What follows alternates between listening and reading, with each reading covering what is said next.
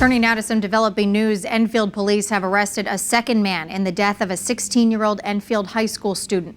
Channel 3's Roger Susanna joins us now live outside police headquarters in Enfield with all the details. And Roger, what are the charges here?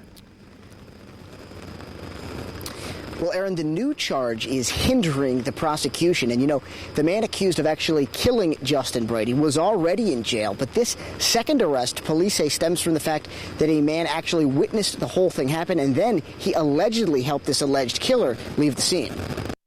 Police say an argument on social media led to a physical fight outside an Enfield home and eventually a homicide.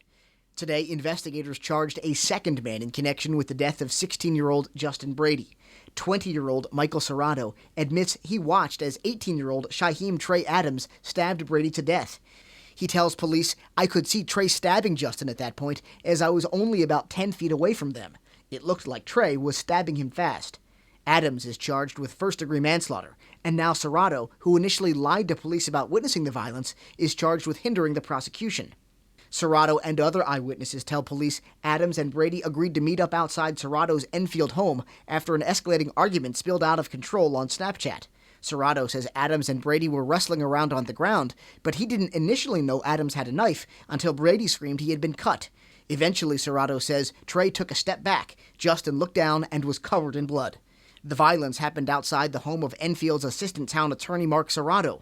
He was placed on leave after the homicide, although town leaders won't confirm why. Neighbors tell us Michael is Mark's son.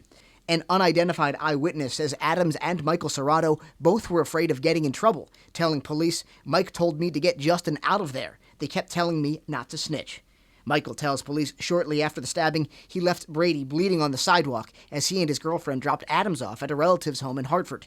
Investigators say that admission proves he offered criminal assistance to someone he had just witnessed committing a homicide.